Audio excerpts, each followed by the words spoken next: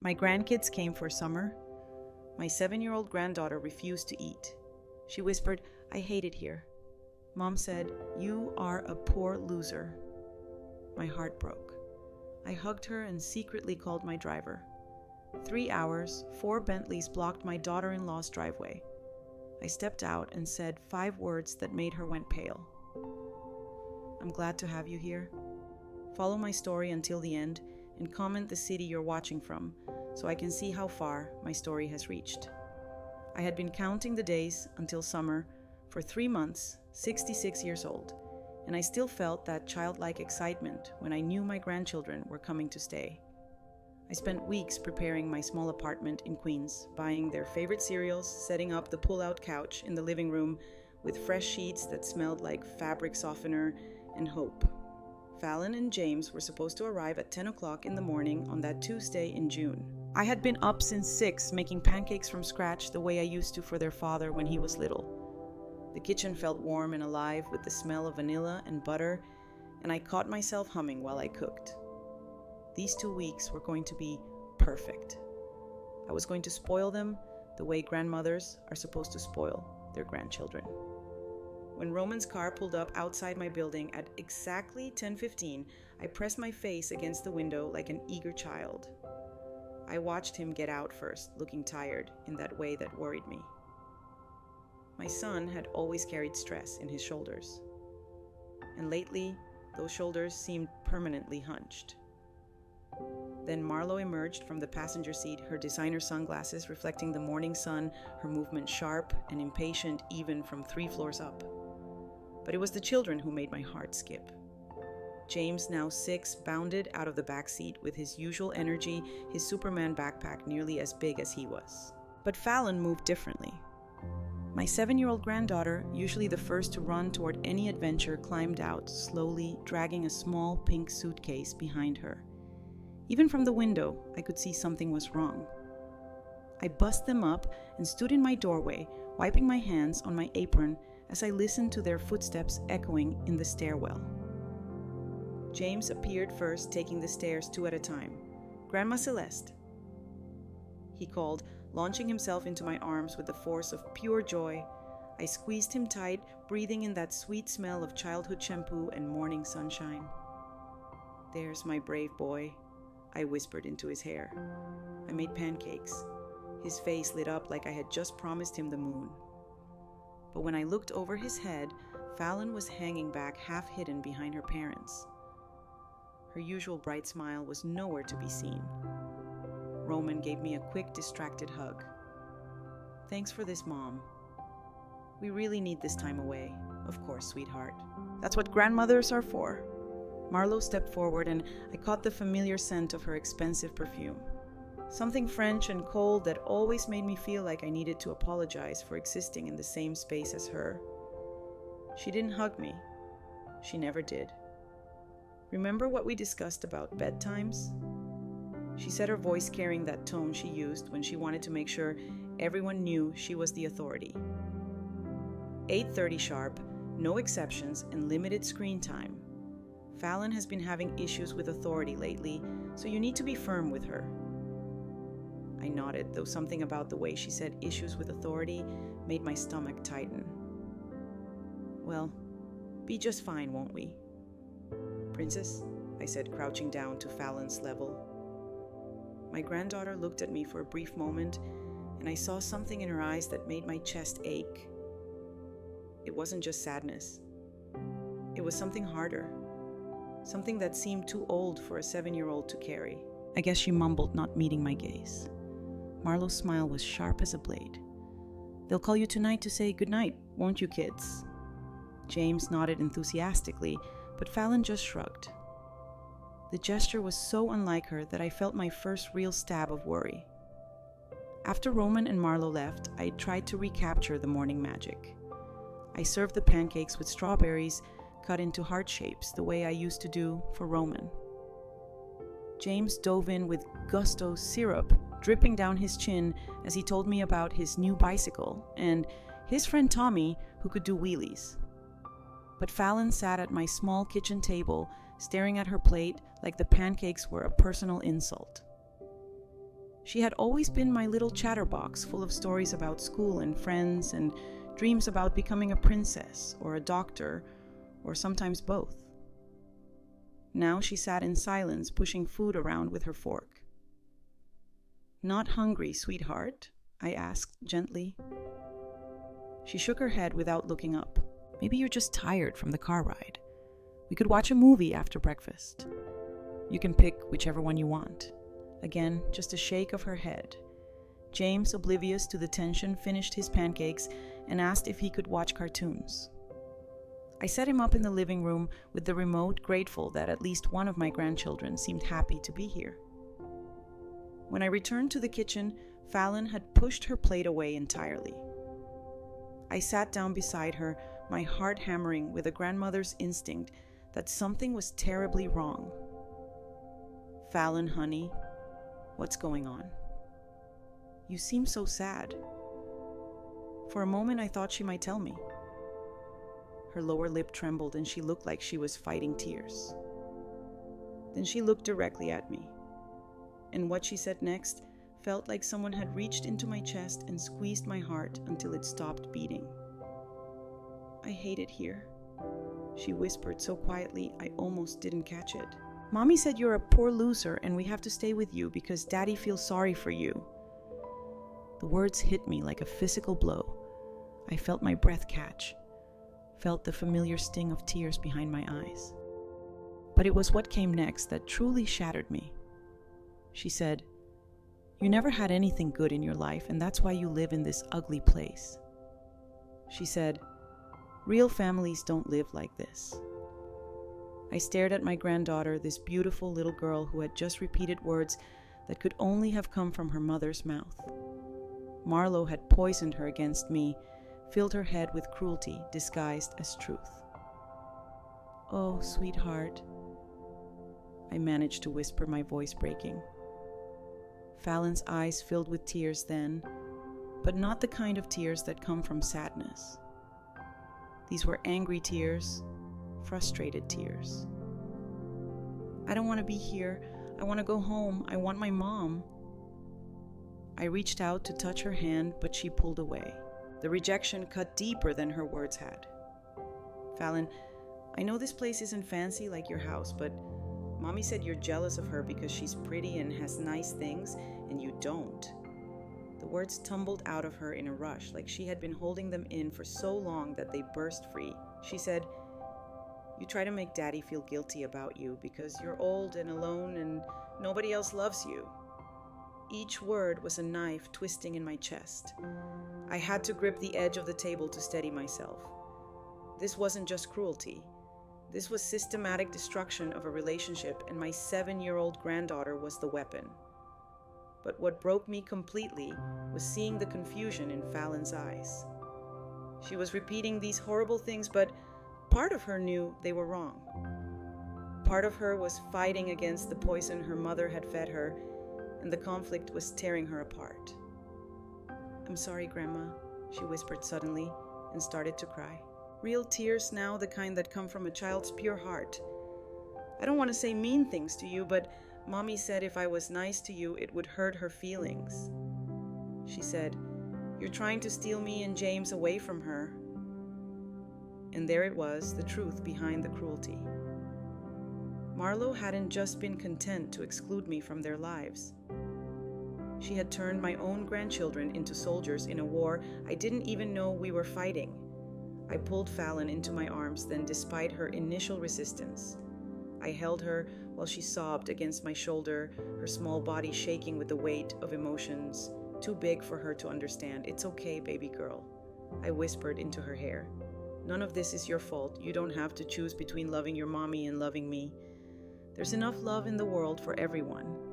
But even as I comforted her, my mind was racing. This couldn't continue. I had spent 34 years since my husband's death, protecting my family, sacrificing for them, putting their needs before my own. I had worked double shifts as a night nurse to put Roman through medical school. I had stayed quiet when Marlowe gradually pushed me out of family gatherings. I had accepted their neglect because I thought it was temporary, that eventually they would see how much I loved them. But this was different. This was using innocent children as weapons. This was emotional abuse, and I wasn't going to stand for it anymore. Still holding Fallon, I reached for my phone with my free hand. I scrolled through my contacts until I found the number I needed. The number I had hoped I would never have to use. "Hello, Margaret," I said quietly when my lawyer answered. "It's Celeste Montgomery. I think it's time we had that conversation about the trust." I hung up and held my granddaughter tighter. Marlo thought she was dealing with a poor, powerless old woman who would accept whatever scraps of affection she was thrown. She had no idea who she was really fighting, but she was about to find out. The phone call to Margaret had been brief, coded in the careful language we had developed over the years. Prepare the Montgomery documents was all I had to say. She understood immediately. After 28 years as my attorney, she knew exactly what that meant. I hung up and looked around my small apartment with new eyes. The faded wallpaper with tiny roses that I had never bothered to replace. The mismatched furniture I had collected from thrift stores and garage sales. The kitchen table that wobbled slightly because one leg was shorter than the others. For 34 years, this had been my choice. Not because I couldn't afford better, but because I wanted my son to learn that happiness didn't come from material things. Now, watching Fallon curl up on my old couch with James, both of them finally napping after our emotionally exhausting morning, I wondered if my sacrifice had been worth it. I had given up everything to teach Roman values that Marlo had systematically destroyed. I made myself a cup of tea and sat in my armchair, the one Richard had loved to read in when we were young and stupidly in love. The memories came flooding back as they always did when I let my guard down. Richard Montgomery had been everything my parents warned me against. Too old, they said. Too rich, they worried. Too different from our simple family that ran a small bakery in Brooklyn. But when he walked into our shop on that rainy afternoon in 1979, looking for a birthday cake for his secretary, I felt my world shift on its axis. He was 35 to my 21 sophisticated, where I was naive, wealthy, where I was working class. He should have been completely out of my league. But something about the way he smiled when I handed him the extra cupcake I had included for free made him seem approachable human. "What's your name?" he had asked. And when I told him, he said it like it was something precious. We were married 18 months later, much to my parents' shocked delight and his family's horrified dismay. The Montgomery family had built their fortune through 3 generations of hospital ownership, starting with Richard's grandfather, who had immigrated from Ireland with nothing but determination and a basic understanding of medicine. By the time I married Richard, Montgomery Medical Group owned 7 hospitals across New York and New Jersey. I should have been intimidated by the wealth, by the sprawling estate in the Hamptons, by the expectation that I would seamlessly transform from a baker's daughter into a society wife. Instead, I was simply happy. Richard never made me feel like I wasn't enough. He encouraged me to finish nursing school, something my own family had seen as unnecessary once I was married. "Smart women make the best partners," he used to say. "I want you to have your own dreams, not just share mine." Roman was born in 1985 after 3 miscarriages that had left us both emotionally raw and desperately grateful for our miracle baby. Richard was a wonderful father, the kind of man who would leave important board meetings to attend a kindergarten play or help with homework. He used to tell Roman stories about the immigrant grandfather who built their family legacy through hard work and integrity. "Money is just a tool, son," he would say. "It's what you do with it that defines who you are." Our life was perfect in the way that should have warned me it was too good to last. Richard died on a Tuesday in March of 1990. A drunk driver ran a red light and turned our world into before and after. Roman was only 5 years old, still young enough to ask when Daddy was coming home, still innocent enough to believe that love could bring people back. The will reading was the first time I truly understood what Richard's love had protected me from. His family, who had barely tolerated me while he was alive, made their feelings crystal clear. His brother Charles, who was supposed to take over the medical group, stood in that mahogany-paneled law office and delivered what he clearly thought was a death sentence. Of course, Celeste will need to give up any claim to active participation in Montgomery Medical, he said, not even looking at me. A woman with her background couldn't possibly understand the complexities of running a medical empire. What Charles didn't know was that Richard had spent our 10 years of marriage teaching me exactly how to understand those complexities. I had sat in on board meetings, reviewed financial reports, learned the names and needs of every employee in our hospitals. Richard had been preparing me to be his partner in everything, not just his wife. But I was 28 years old, widowed with a 5-year-old child, and facing a family that saw me as nothing more than an obstacle to their inheritance. The lawyer, old Mr. Fitzpatrick, read Richard's will with the solemnity it deserved. To my complete shock, Richard had left me everything, not just a widow's portion, but complete control of Montgomery Medical Group, the estate, all the investments, everything. Charles turned purple. Richard's mother actually gasped and had to be fanned with a magazine, but the will was ironclad, and Richard had been very specific about his reasoning. To my beloved wife, Celeste, the document read in Richard's careful handwriting, who taught me that true wealth lies not in what we accumulate, but in what we give. She will know how to honor our family legacy while never forgetting where real value comes from. I could have taken control then. I could have stepped into the role of wealthy widow-raised Roman in the luxury his father had intended. But sitting in that law office, looking at the faces of people who saw me as an unworthy interloper, I made a decision that would shape the next 34 years of our lives. I signed the paperwork that put the medical group in trust with professional managers handling day-to-day operations. I sold the estate and most of the obvious trappings of wealth. I took Roman back to Brooklyn to a modest apartment 3 blocks from the bakery where his father had first found me, and I went to work as a night shift nurse. "Why are we living here?" Mommy 5-year-old Roman had asked on our first night in our new home. "Why can't we live in our big house anymore?" Because I had told him, smoothing his hair as he lay in his new twin bed, "Your daddy wanted you to understand that being a good person matters more than having fancy things. We're going to learn to be happy with what we need, not what we want." Roman had nodded with the solemn acceptance of a child who trusted his mother to make sense of a world that had suddenly lost its anchor.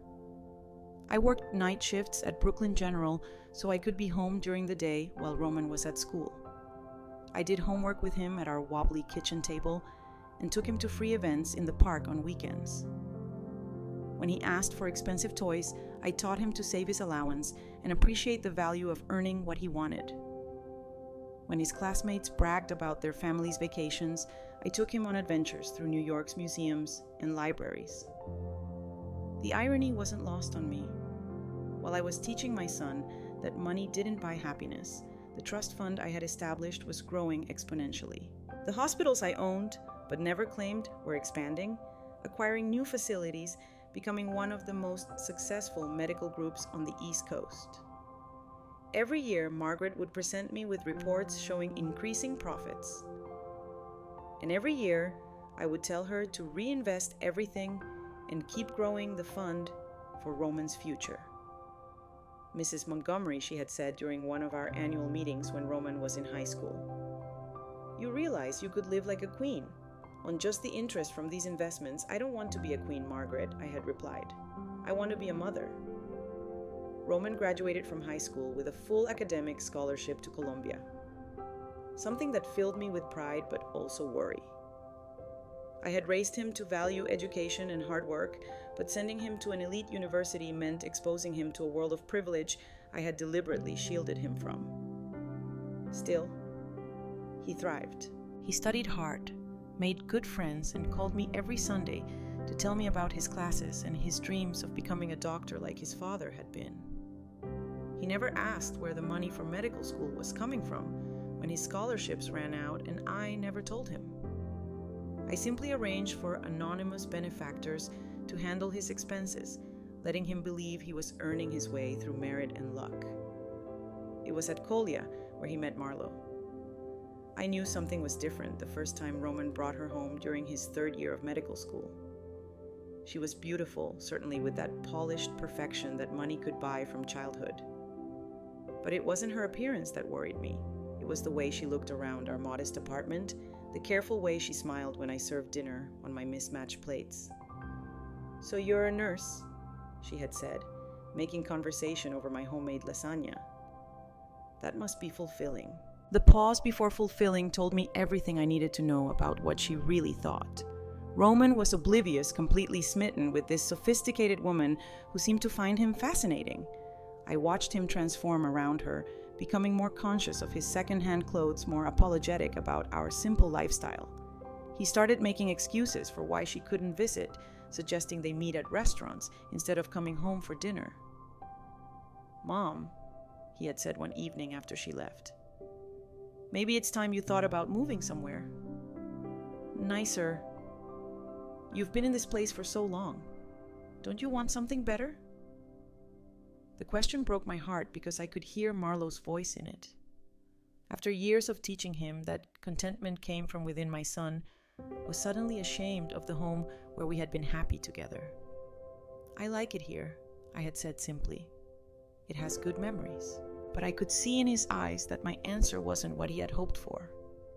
They married in 2017, a lavish wedding that Marlowe's parents paid for and planned without much input from me. I was invited, of course, but I felt like a guest at my own son's wedding, carefully seated at a back table with distant relatives I had never met. Marlowe looked like a princess in her 1000 dress, and Roman looked happy in the way that young men do when they believe they've won the ultimate prize. During the reception, I watched them dance to some popular song I didn't recognize, and I tried to convince myself that this was what I had wanted for him all along. Success, love, a bright future. But late that night, alone in my hotel room, I had called Margaret. "The boy doesn't know about the trust, does he?" she had asked. "No, and I want to keep it that way for now. Marlowe married the son of a nurse, not the heir to a medical fortune. Let's see what kind of woman she really is before we complicate things." Margaret had been quiet for a moment. "Celeste, he's going to find out eventually when something happens to you, when the trust transfers to him. Then we'll cross that bridge when we come to it. For now, I want to watch and wait." It hadn't taken long to see what kind of woman Marlowe really was. Within months of the wedding, my invitations to family dinners became sporadic. Phone calls with Roman grew shorter and less frequent. When I did see them, Marlowe would make subtle comments about my clothes, my apartment, my simple lifestyle that needed to be tolerated rather than respected. The grandchildren had been my last hope for maintaining a connection to the family I had sacrificed everything to protect. When James was born, I was relegated to brief, supervised visits. By the time Fallon came along, Marlowe had perfected the art of making me feel like an unwelcome obligation rather than a beloved grandmother. Now sitting in my armchair 34 years after Richard's death, watching my grandchildren sleep peacefully on my old couch, I finally admitted to myself what I had been refusing to see. My sacrifice hadn't protected Roman from the corrupting influence of wealth. It had simply made him vulnerable to a different kind of corruption. Marlowe hadn't fallen in love with the man I had raised. She had fallen in love with her idea of what she could make him become. And in trying to transform him into someone worthy of her standards, she was systematically destroying everything I had taught him about real value. But there was one thing Marlowe didn't know. One card I had been holding for 34 years. Tomorrow, when she came to collect the children, she was going to meet the real Celeste Montgomery. Not the poor nurse who lived in a tiny apartment and was grateful for scraps of attention from her son's family. Tomorrow, she was going to meet the woman who owned one of the largest medical groups on the East Coast, who had $47 million sitting in trust funds and investment accounts, who had been quietly building an empire while pretending to live paycheck to paycheck. Tomorrow, the game was going to change completely. I reached for my phone and scrolled to a contact I rarely used. When the voice answered professional and immediately alert despite the late hour, I spoke the words I had hoped never to say. This is Celeste Montgomery. I need 4 cars ready by 10 a.m. tomorrow. Black Bentleys and I want them parked exactly where I tell you to park them. The war Marlo had started with my grandchildren was about to become very, very real. The next morning arrived with the kind of crisp clarity that comes after a storm. I woke at 5:30, the same time I had been waking for 34 years. But this time was different. This time I wasn't getting up to prepare for another shift of taking care of other people while neglecting myself. This time I was preparing for war. Fallon and James were still asleep on the pull-out couch, their small bodies finally relaxed after yesterday's emotional upheaval. Fallon had cried herself to sleep in my arms, torn between the loyalty her mother demanded and the love she naturally felt for me. No child should have to carry that burden. I made coffee in my old percolator, the one Richard had bought me during our first year of marriage. The familiar sound of bubbling water and the rich aroma of filling my small kitchen gave me comfort, grounding me in the reality of what I was about to do. I had spent 3 decades hiding who I really was. Today, that masquerade was ending. At exactly 7 o'clock, my phone rang. Margaret's voice was crisp and professional, but I could hear the underlying concern. Celeste, are you absolutely certain about this course of action? Once you reveal your financial position, there's no going back. The family dynamics will change permanently. I looked toward the living room where my grandchildren slept, remembering Fallon's whispered words about being a poor loser, remembering the pain in her eyes as she repeated her mother's poison. I'm certain, Margaret. 34 years of protecting them from the truth has only allowed them to abuse that protection. It's time they learned who they're really dealing with. Very well. I'll have the documents ready by 9. The cars will arrive at exactly 10 as you requested. Are you prepared for their reaction? I smiled, feeling a strength I hadn't accessed in decades flowing through my veins. I've been preparing for this moment since 1990. Margaret, I'm more than ready. After hanging up, I opened my closet and pushed aside the simple cardigans and sensible shoes I had worn for so many years. In the very back, wrapped in garment bags that hadn't been touched in over a decade, hung the clothes from my previous life. The life when I was Mrs. Richard Montgomery, not just Celeste, the nurse. I pulled out a black Chanel suit that still fit perfectly designer shoes that cost more than most people spent on rent, and a string of pearls that Richard had given me for our 5th anniversary. As I dressed, I caught my reflection in the mirror and saw the woman I had buried beneath years of deliberate simplicity. The woman who had once commanded boardrooms and charity galas, who had held her own among New York's elite.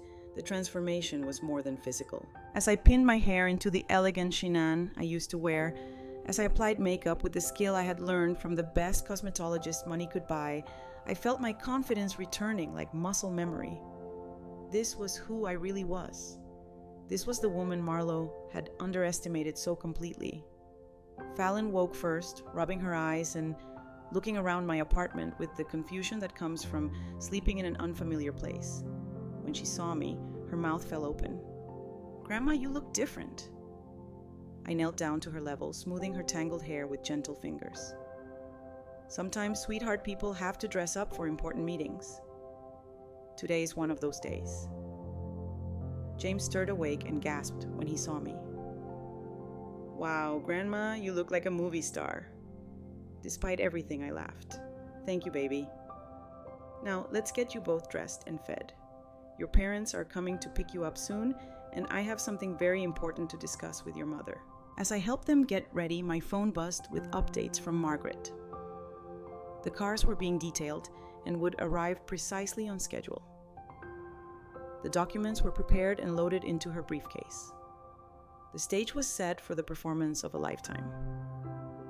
At 9:45, I positioned myself at the window overlooking the street. The children were clean-fed and playing quietly with some toys I kept for their visits. I had explained that Mommy and Daddy would be here soon, but I hadn't prepared them for what they were about to witness. At exactly 10 o'clock, 4 black Bentleys turned onto my quiet street in perfect formation. The sight was striking even from 3 floors up. Expensive cars that belonged in Manhattan's financial district, not in front of a modest apartment building in Queens. Neighbors began coming out of their buildings, drawn by the unusual spectacle. The first car stopped directly in front of my building. The second pulled up behind it. The third and fourth positioned themselves across the street, creating an unmistakable display of wealth and power. The drivers remained in their vehicles, waiting with the professional patience that only comes with expensive training. Margaret emerged from the lead car, her silver hair perfectly styled, wearing a navy suit that probably cost more than most people made in a month. She carried herself with the authority of someone who had spent 40 years representing New York's wealthiest families. Behind her, 2 other women emerged from the second car, my financial advisor and my estate manager, both impeccably dressed and carrying briefcases. The message was clear and unmistakable. Celeste Montgomery was not just a poor nurse living paycheck to paycheck. She was a woman with serious resources and serious representation. James Fallon. I said calmly, "Come stand with me at the window. Your parents will be here any moment." The children pressed their faces against the glass, James pointing excitedly at the cars. "Grandma, why are there so many fancy cars outside?" "Those are my friends," I said simply. "They're here to help me with some business." 5 minutes later, Roman's modest Honda Accord turned onto the street and stopped abruptly when he saw the display waiting for him. I watched my son's face through the windshield, saw the confusion and growing alarm as he took in the scene. Beside him, Marlowe's perfectly contoured features went through a rapid sequence of emotions. Confusion, suspicion, and then something very close to panic. They sat in their car for nearly 2 full minutes, clearly debating what to do. I could imagine the conversation. Marlowe demanding to know what this was about. Roman trying to make sense of what he was seeing. Finally, they got out of the car. Marlowe's designer heels clicking against the pavement with sharp, angry sounds. Margaret approached them with the kind of professional courtesy that masked steel. I couldn't hear the conversation from 3 floors up, but I could read body language well enough. Marlowe's gestures were becoming more animated, more defensive. Roman looked confused and increasingly worried. Margaret remained perfectly calm, undoubtedly explaining that Mrs. Montgomery was waiting upstairs and would be happy to clarify everything. When the knock came at my door, I took a deep breath and smoothed my skirt. The children looked between me and the door with curiosity, sensing something significant was happening, but not understanding what. I opened the door to find Roman and Marlowe standing in my hallway, both of them looking like they had been ambushed. Behind them, Margaret waited with professional patience. "Hello, Roman." "Marlowe." My voice was calm, controlled. "Please come in, Margaret. You can wait in the hallway for now." Roman stepped inside, first his eyes taking in my appearance with growing bewilderment. "Mom, why are you dressed like that?" "What's with all the cars?" Marlowe followed her suspicious gaze, sweeping my apartment, as if she expected to find evidence of some elaborate deception. When she spoke, her voice carried the sharp edge of someone who felt threatened, but didn't yet understand why. "What is this, Celeste? Some kind of performance? Are you trying to impress us by hiring cars you can't afford?" I smiled, feeling the satisfaction of a chess player who had just revealed their strategy. "Please sit down, both of you, James Fallon. Why don't you play in the bedroom for a few minutes while Mommy, Daddy, and I have a grown-up conversation?" The children obediently disappeared into my bedroom, though I could see Fallon lingering near the doorway, her curiosity outweighing her obedience. Roman remained standing, his confusion evident. "Mom, seriously, what's going on? Those are very expensive cars outside. People are staring. The neighbors are taking pictures." Marlowe perched on the edge of my old couch as if she were afraid it might contaminate her designer clothes. "This is ridiculous. Whatever point you're trying to make, just make it so we can collect the children and leave." I walked to my kitchen counter and picked up the manila folder Margaret had delivered that morning. Inside were documents that would change everything. Financial statements, trust fund papers. property deeds, 34 years of hidden wealth laid bare in black and white. You know, Marlo, I said conversationally.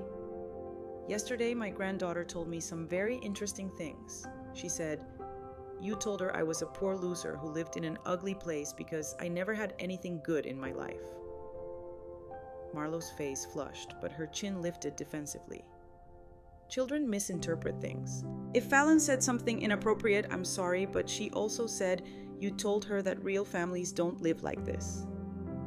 I gestured around my modest apartment that I'm jealous of you because you're pretty and have nice things while I don't. Roman shot a sharp look at his wife. Marlo, did you actually say those things to Fallon? It's not what you think, Marlo said quickly. I was just trying to help her understand why your mother lives so differently from us. Children need context to context. I repeated the word, tasting its bitterness.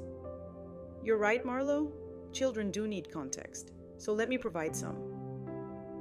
I opened the manila folder and pulled out the first document, a financial statement from Goldman Sachs showing liquid assets of $47,300,000. I placed it on the coffee table between us. Roman stared at the paper, his face going pale. What is this? That's my current net worth, I said calmly. Not counting real estate or the medical group holdings. Marlo leaned forward to read the document, her eyes widening as she took in the numbers. This has to be fake. This is some kind of... I placed the second document on the table. Montgomery Medical Group ownership papers showing Celeste Montgomery as majority shareholder of 7 hospitals and 3 medical research facilities. This is impossible, Roman whispered, sinking into my armchair as if his legs could no longer support him. Mom, where did this come from? Your father, I said gently. He left everything to me when he died. Everything. I've been the primary owner of Montgomery Medical Group for 34 years. Marlo grabbed the papers, studying them with growing desperation. But you work as a nurse. You live in this tiny apartment. You dress like someone who chose to live modestly while teaching my son that wealth doesn't define character. I pulled out the third document trust fund papers showing $15 million set aside for each of my grandchildren. I wanted Roman to understand the value of hard work, the importance of being grateful for what you have, instead of always wanting more. The silence in the room was deafening. Roman stared at me like he was seeing a stranger. Marlo's perfectly applied makeup couldn't hide the fact that all color had drained from her face. You've been lying to us for 34 years, Roman said, finally his voice hollow. Not lying, I corrected, protecting. There's a difference. Marlo stood up abruptly, pacing toward my window where the Bentleys waited like silent sentinels. This is insane. You let us think you were struggling financially. You let us feel sorry for you. Did you feel sorry for me? I asked, pointedly, because from where I was sitting, it seemed like you felt embarrassed by me, ashamed to have a mother-in-law who wasn't part of your social circle. That's not true, Roman protested, but his voice lacked conviction. I walked to my small bookshelf and pulled out a photo album I had kept hidden for years. Inside were pictures from my previous life. Charity galas, hospital board meetings, society events where I had stood beside New York's most influential families. This is who I used to be, I said, showing them a photograph of me at a Metropolitan Opera gala wearing a gown that cost more than most cars. This is the world I gave up to make sure you understood that character matters more than status. Marlo stared at the photo, then at me, then back at the photo. Why are you showing us this now? I closed the album and met her eyes directly, because yesterday you used my grandchildren as weapons against me. You poisoned their minds with lies about my worth, my value to this family. You made a 7-year-old child choose between loving her grandmother and pleasing her mother. I never said she had to choose. You told her I was jealous of you. You told her real families don't live like me. You made her ashamed to love me. My voice remained calm, but steel ran underneath every word. That ends now. Roman stood up, running his hands through his hair in a gesture I remembered from his childhood when he was overwhelmed. I don't understand any of this. Why hide it? Why pretend to struggle when you could have lived like what? Like your wife. Spending money on designer clothes and expensive cars while teaching our children that love can be bought and sold. I shook my head. I chose to live simply because I wanted you to become a good man, not just a rich one. Marlo was still staring at the financial documents, her mind clearly racing through the implications. When she looked up, I saw something new in her eyes. Not just shock, but calculation. The student loans, she said suddenly, Roman's medical school loans, they were paid off by an anonymous benefactor. I smiled. Not so anonymous. You've been supporting us financially without telling us, Roman said slowly, understanding beginning to dawn. The things that seemed like coincidences, the opportunities that came out of nowhere. I made sure you had what you needed while believing you were earning it yourself. I picked up the documents from the coffee table, straightening them with deliberate care. I wanted you to have pride in your accomplishments. And now? Marlo asked, her voice barely above a whisper. I looked toward my bedroom, where I could hear Fallon and James playing quietly, their innocent laughter, a sharp contrast to the heavy tension in the living room.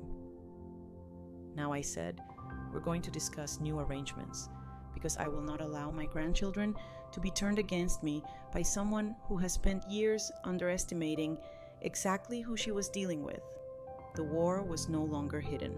The pieces were on the board, and everyone could see exactly what kind of game we were really playing. The silence that followed my revelation stretched like a taut wire, ready to snap.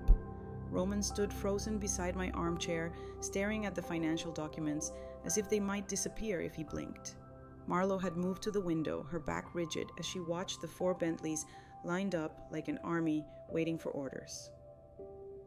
From my bedroom came the sound of Fallon singing softly to herself. The same lullaby I used to sing to Roman when he was small.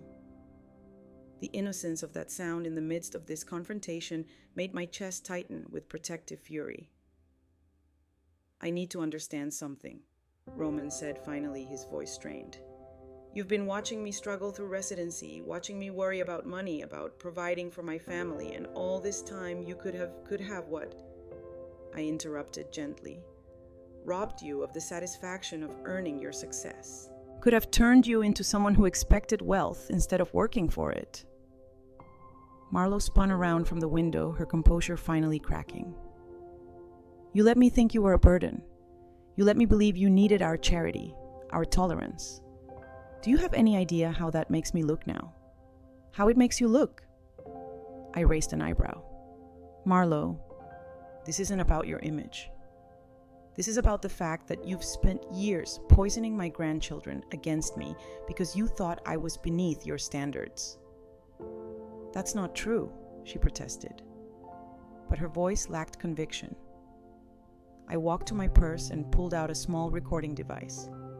One of those modern gadgets Margaret had suggested I start using to document conversations. Would you like to hear what Fallon told me yesterday, word for word? Marlo's face went white. Roman looked between us with growing alarm. You recorded our daughter! Marlo's voice was shrill now, the careful control she always maintained finally slipping. I recorded my granddaughter repeating the lies you taught her about me. I pressed play, and Fallon's innocent 7-year-old voice filled the room. Mommy said you're a poor loser, and we have to stay with you because Daddy feels sorry for you, she said. You never had anything good in your life, and that's why you live in this ugly place. She said, real families don't live like this. The recording continued, each cruel word delivered in my granddaughter's sweet voice. Each phrase obviously rehearsed and repeated from conversations she shouldn't have been part of. Roman sank back into the armchair as if the weight of what he was hearing had physically pushed him down. Marlo, please tell me you didn't actually say these things to our children. I was trying to help them understand what Roman's voice was rising, now anger replacing confusion. that their grandmother is somehow less worthy of their love because she doesn't live in a mansion. Marlo looked trapped, her usual confidence abandoning her. You don't understand the pressure I'm under. My friends, my family, they judge me for having a mother-in-law. Who? What? I asked quietly. Who worked night shifts to put her son through medical school? Who sacrificed everything to teach him values? Who chose substance over surface? Who embarrasses me? Marlo said suddenly. The truth finally spilling out. There, I said it. You embarrass me. Celeste. When my friends meet you, when they see where you live, how you dress, they wonder what kind of family Roman comes from. They wonder what that says about me. The honesty was brutal, but at least it was honest. Roman stared at his wife as if seeing her clearly for the first time. So you decided to solve your embarrassment by turning our children against their grandmother, he said slowly. I was protecting them from confusion. They couldn't understand why their grandmother lived so differently from everyone else they knew. I was giving them a framework to understand. You were teaching them to be ashamed of love that doesn't come with a price tag, I said firmly. You were teaching them that a person's worth is measured by their possessions. I walked to my bedroom door and called softly. Fallon James, could you come here for a moment? The children emerged, Fallon immediately sensing the tension in the room. She moved closer to me instinctively, while James looked between his parents with the confusion of a 6-year-old who knew something was wrong but couldn't identify what. Fallon, I said, gently kneeling to her level. Yesterday you told me some things that hurt my feelings. Do you remember what you said? She nodded, her eyes filling with tears. I'm sorry, Grandma. Mommy said if I was nice to you, it would hurt her feelings because you were trying to steal me and James away from her. Roman's head snapped toward Marlo. You told our daughter that it wasn't like that. Marlo protested weakly. I took Fallon's small hands in mine. Sweetheart, I want you to understand something very important. Your mommy and I both love you very much. Sometimes grown-ups make mistakes when they're worried about things that aren't really important. Your mommy was worried that I didn't have fancy things like she does, and she thought that made me less special. But you do have fancy things. James piped up, pointing toward the window. Those cars outside are really fancy. I smiled at him. You're right, they are. But do you know what makes those cars special? It's not that they're expensive. It's that they're taking me to see the hospitals, where your grandfather used to help sick people get better. That's what makes them important. Fallon looked confused. Grandpa had hospitals. Your grandfather built hospitals to help people, I explained. And when he died, he asked me to take care of them. But I wanted to make sure your daddy grew up understanding that helping people matters more than having fancy things. Roman was watching this exchange with something close to awe. Mom, you've been running Montgomery Medical Group this whole time. Not running exactly. I have very good people who handle the day-to-day operations. But yes, I've been the owner for 34 years. I stood up still holding Fallon's hand. Every year the hospitals help thousands of people get better. That's what your grandfather would have wanted. Why didn't you tell us? Roman asked, genuine pain in his voice. Because I wanted you to become a doctor. Because you cared about helping people. Not because you wanted to inherit a medical empire. I looked at Marlo, who was still standing by the window, her face a mask of stunned disbelief. And I wanted to see what kind of person you would marry, whether you would choose someone who valued character or someone who valued status. The implication hung in the air like smoke. Marlo understood perfectly what I was saying. So this is all some kind of test? She asked, her voice tight with anger. You've been judging me for years while pretending to be someone you're not. I haven't been pretending to be anyone, I replied calmly.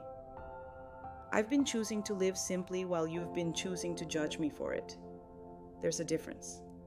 Margaret appeared in my doorway, having waited patiently in the hallway during this family confrontation. Mrs. Montgomery, if I may interrupt, we have the additional documents you requested." She handed me another folder, this one containing papers I had hoped never to use. Trust fund documents with very specific conditions. Legal guardianship papers and custody arrangements that I had put in place years ago as insurance against exactly this situation. "What are those?" Roman asked, eyeing the new papers with growing concern. "Protections," I said simply. "Legal protections for my grandchildren's welfare and their relationships with their family members." Marlo stepped away from the window, alarm replacing her earlier shock. "What kind of protections?" I opened the folder and pulled out the first document. "A trust fund has been established for each child, as I mentioned, $15 million each to be accessed when they turn 25. However, there are conditions." What conditions, Roman asked, though he sounded like he already dreaded the answer. "The children must maintain a relationship with all their family members, including their paternal grandmother. Any attempt to alienate them from family members through manipulation or coercion will result in the immediate suspension of trust fund access." Marlo's mouth fell open. "You can't be serious." "I'm completely serious." Furthermore, any parent found to be engaging in parental alienation, which includes teaching children to disrespect or fear family members without justifiable cause, will forfeit their own access to any Montgomery Family Resources. "What Montgomery Family Resources?" Roman asked, confusion replacing anger. I pulled out another document. "Your student loans weren't paid by an anonymous benefactor, Roman. They were paid by Montgomery Medical Group as an employee benefit. Your residency program, it's partially funded by Montgomery Medical Group grants. The down payment for your house that came from a Montgomery Family Foundation loan with very favorable terms." The color drained from Roman's face as the full scope of my involvement in his life became clear. "Everything. My entire career has been supported by the medical group your father built, which I've been expanding and improving for 34 years. But Roman, you earned your position. You earned your medical degree through your own intelligence and hard work. I simply made sure you had the opportunities to succeed." Marlo was frantically reading through the documents, her breathing becoming rapid and shallow. "This says that continued support is conditional on family harmony and respect for all family members. That's correct." "You're blackmailing us," she said accusingly. "I'm protecting my grandchildren from being used as weapons in a war they don't understand." I walked to where Fallon and James were standing, still holding hands and watching the adults with wide, worried eyes. "I'm ensuring that they grow up knowing they're loved by their entire family, not just the parts that someone else approves of." Roman stood up slowly, running his hands through his hair again. "Mom, this is overwhelming. I don't know how to process all of this." "You don't have to process it all at once," I said gently. "What you need to understand is that nothing has changed except your awareness of the situation. I'm still the same person who raised you, who loves you, who wants the best for your children. The only difference is that now you know. I have the resources to ensure their well-being and their right to love their grandmother without fear of retribution." Marlo was still reading the legal documents, her face growing paler with each page. "These papers give you legal standing to sue for grandparents' rights if we interfere with your relationship with the children. I hope it never comes to that," I said honestly. "But yes, if necessary, I will use every legal resource at my disposal to protect my grandchildren from emotional manipulation." The room fell silent again, everyone processing the magnitude of what had been revealed. Outside, the 4 Bentleys waited patiently, their presence a constant reminder that this was no longer a family dispute between equals. Finally, Fallon tugged on my hand. "Grandma, does this mean you're not a poor loser?" I smiled down at her, my heart breaking a little at the innocence of the question. "No, sweetheart, I'm not poor and I'm definitely not a loser. But more importantly, being poor doesn't make someone a loser, and having money doesn't make someone better than anyone else. What makes someone special is how they treat the people they love. She nodded solemnly as if this made perfect sense to her 7-year-old logic. So Mommy was wrong when she said those things about you. I looked at Marlo, who was staring at her daughter with something that might have been shame. Mommy was scared and confused, sweetheart. Sometimes adults say things they don't mean when they're feeling scared. But Marlo wasn't looking at me anymore. She was staring at the custody papers, the trust fund documents, the evidence of a power she had never suspected existed. When she finally spoke, her voice was barely above a whisper. What do you want from us? I folded the papers carefully and placed them back in the folder. I want my grandchildren to know they can love their grandmother without betraying their mother. I want family dinners where I'm welcomed, not tolerated. I want phone calls that aren't obligations. I want to be part of their lives without having to apologize for existing. And if we agree to this, Roman asked, then nothing changes except that the children get to know their full family history, including the legacy their grandfather left them. They get to understand that they come from people who built something meaningful, who helped others, who believed in using their resources to make the world better. I looked directly at Marlo, and you get to learn that sometimes the most powerful people in the room are the ones who choose not to show their power until they have to. The war was over before it had really begun. Not because anyone had surrendered, but because the balance of power had shifted so completely that resistance was pointless. Marlo finally understood that she hadn't been tolerating a poor, embarrassing mother-in-law. She had been underestimating one of the most powerful women in New York medical circles, and that realization was going to change everything. The days following our confrontation unfolded like dominoes falling in slow motion. Marlo had left my apartment that morning in stunned silence, clutching the copies of legal documents that outlined her new reality. Roman had stayed behind for 20 minutes, asking questions I could see he was afraid to hear the answers to. "Did you ever plan to tell me?" he had asked, standing in my doorway with his hands shoved deep in his pockets, looking younger than his 39 years. "When you turned 40, I had answered honestly. I wanted you to establish yourself first, to know your own worth before you knew your inheritance." He had nodded slowly, understanding the wisdom even as it hurt, and if something happened to you before then.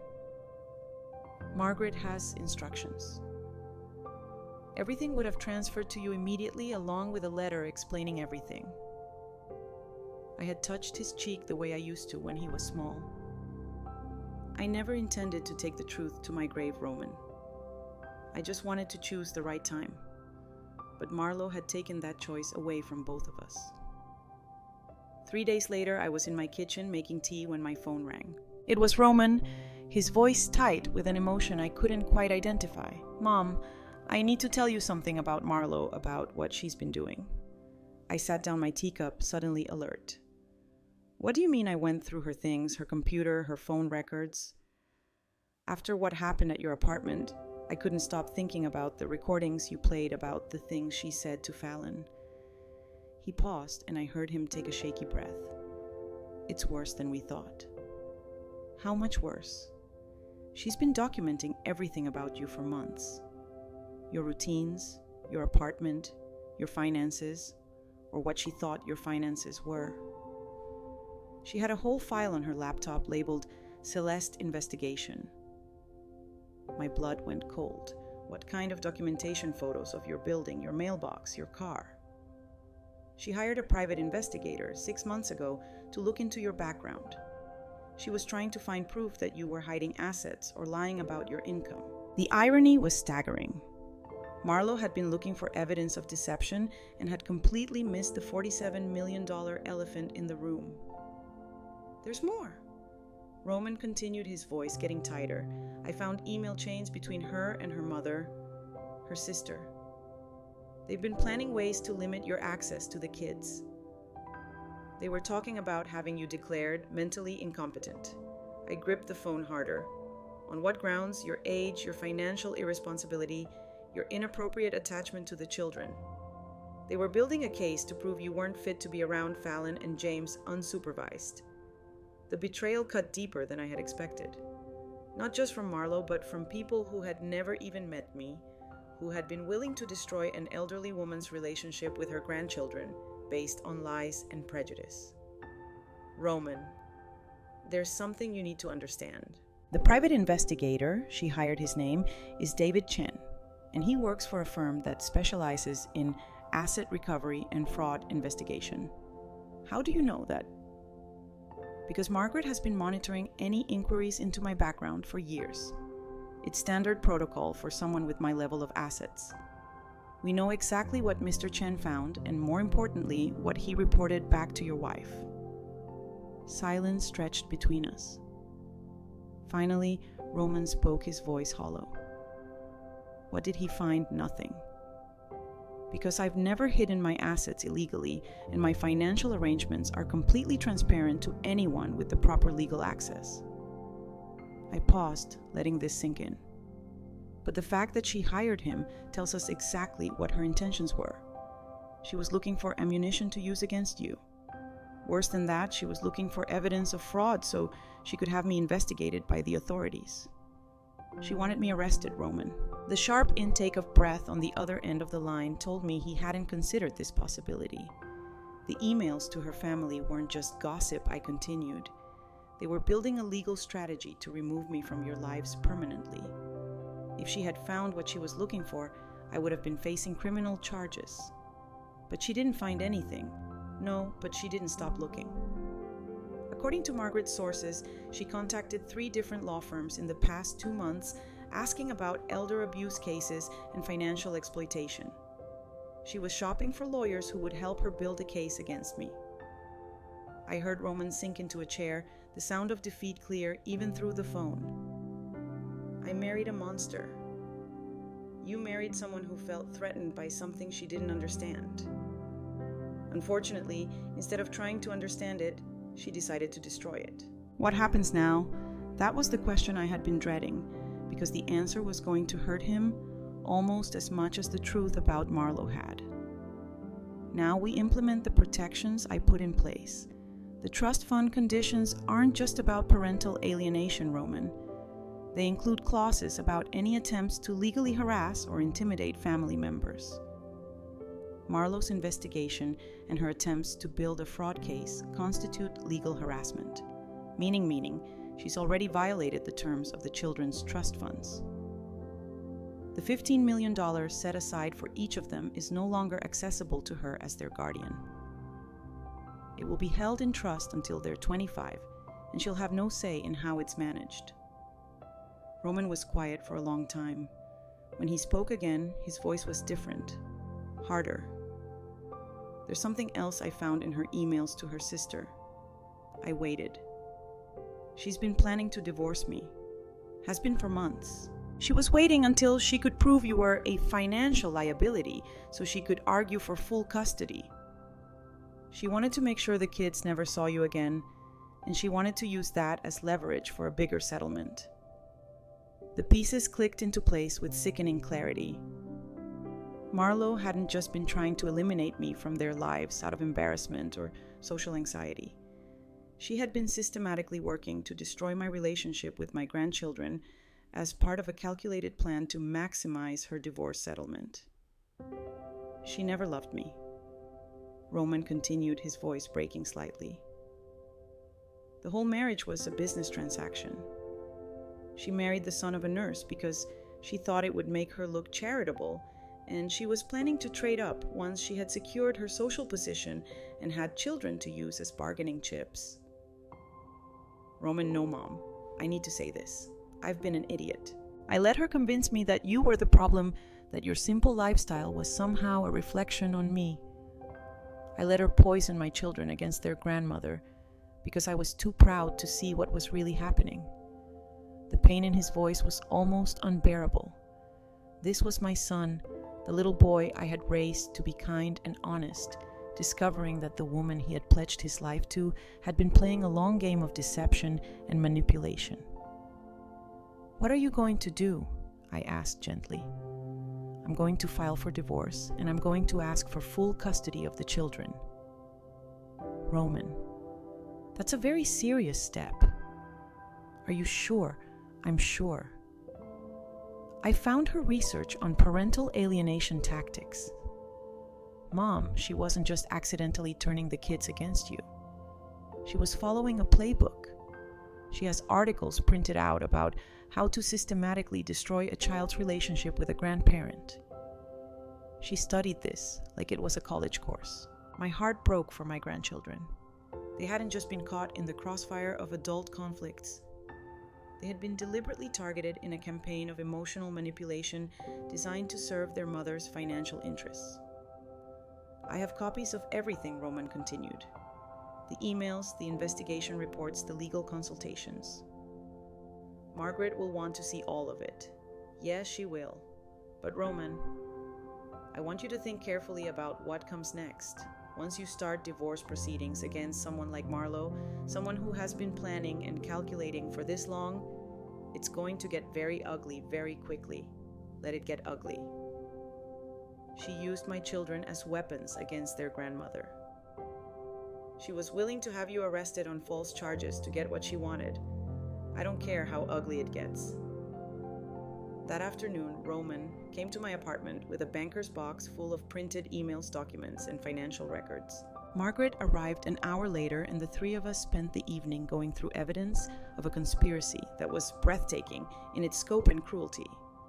This is actually quite helpful, Margaret said, reading through Marlo's communications with her family. She's documented her own premeditation. Any judge who sees this will understand exactly what kind of person we're dealing with. What about the children, I asked. How do we protect them from being hurt by all of this? We document everything. We show the court that Marlo has been engaging in systematic parental alienation, that she hired investigators to build false cases against family members, and that she was planning to use the children as leverage in a divorce she's been orchestrating for months.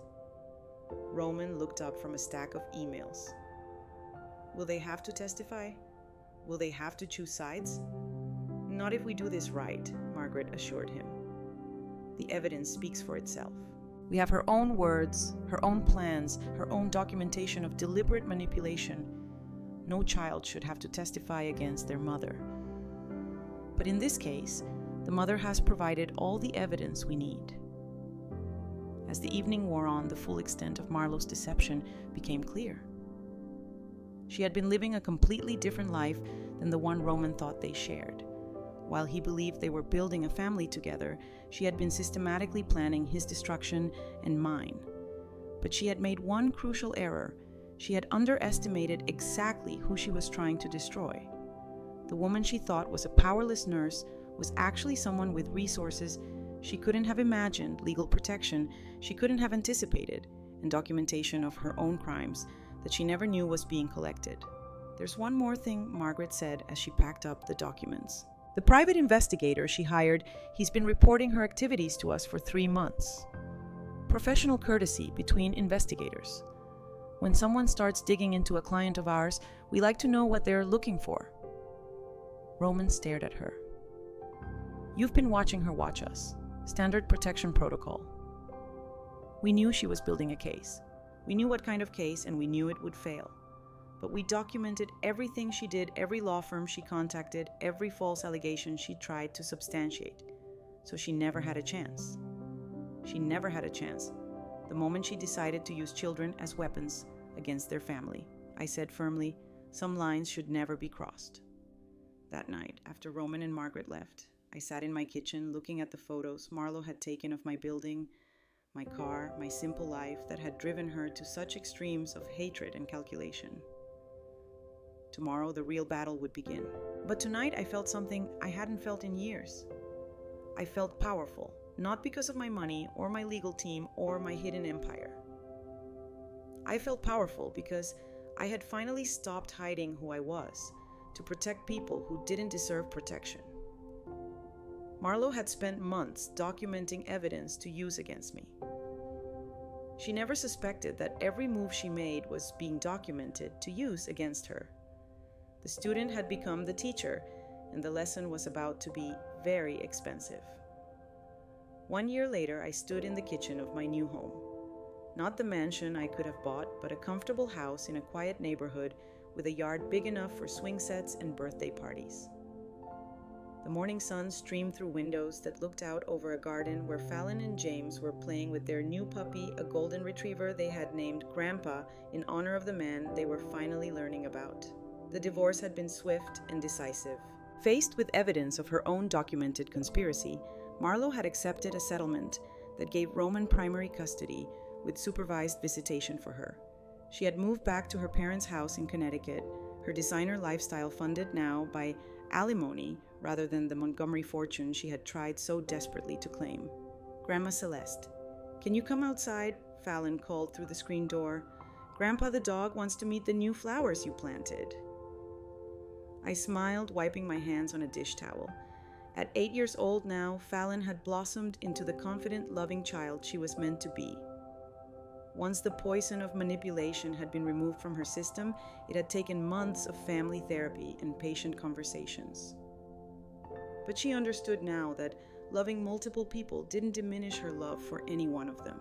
James, now 7, had adapted with the resilience that children possess when the adults in their lives stopped confusing them with conflicting loyalties.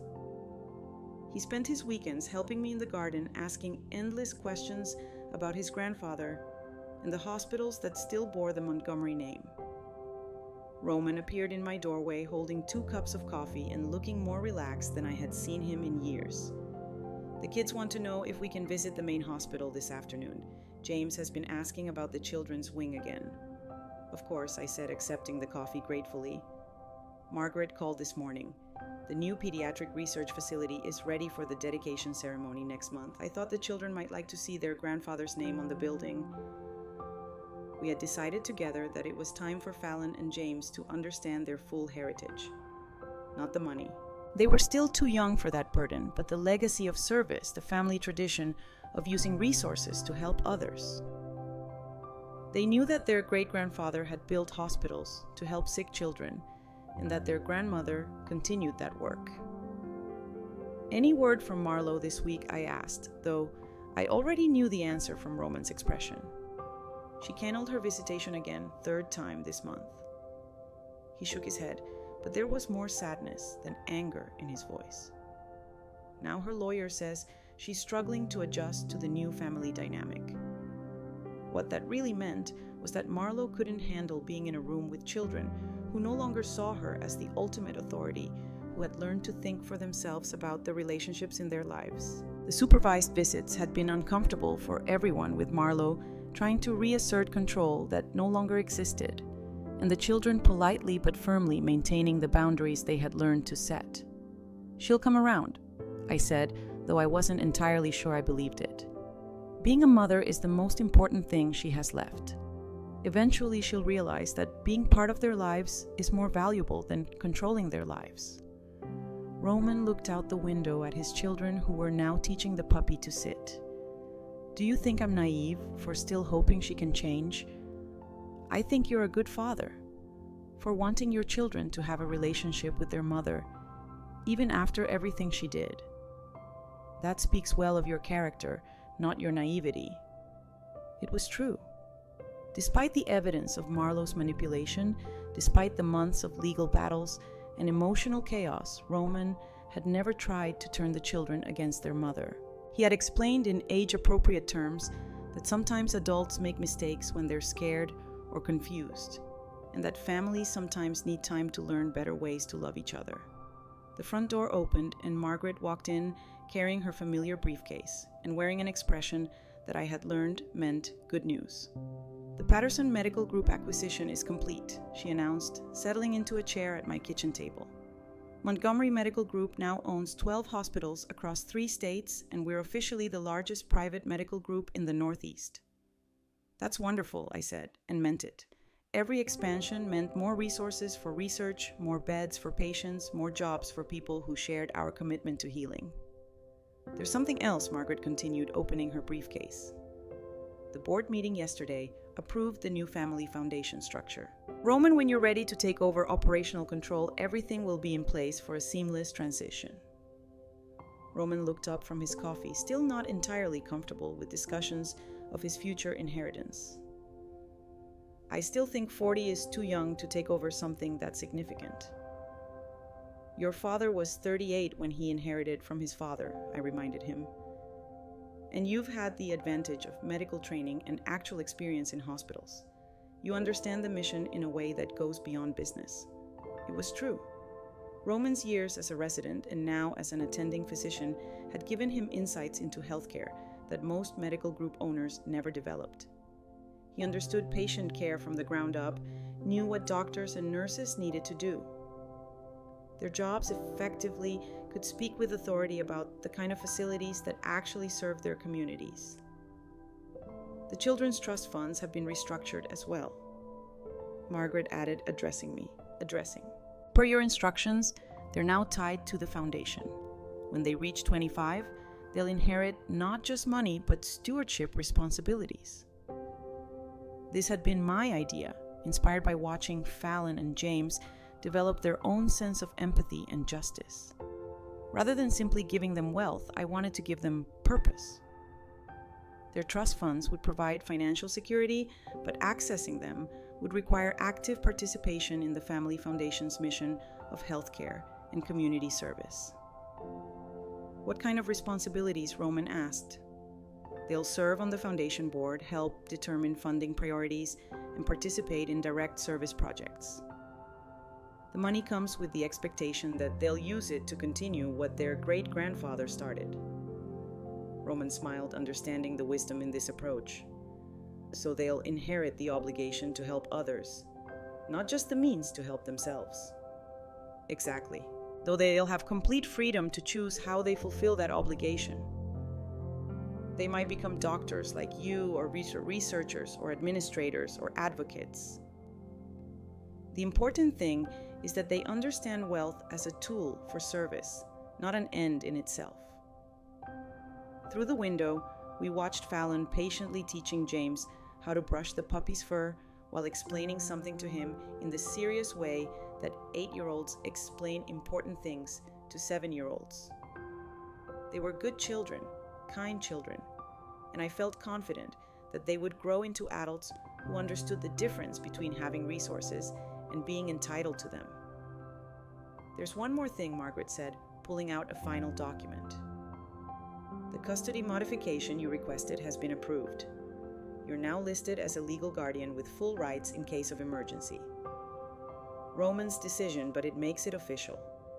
This meant more to me than any financial milestone ever could. After all the years of being gradually pushed to the margins of my family's life, I was now legally recognized as an essential part of my grandchildren's support system. If anything happened to Roman, I wouldn't have to fight for access to Fallon and James.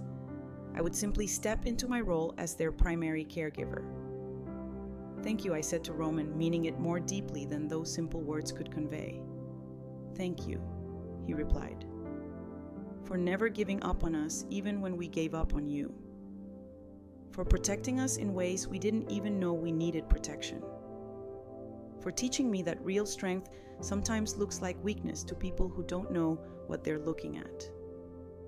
Later that afternoon, we drove to Montgomery Presbyterian Hospital, the flagship facility of our medical group. As we walked through the lobby, I watched Fallon and James take in the bustling activity, doctors consulting with patients, families, reuniting with loved ones, the constant movement of people dedicated to healing.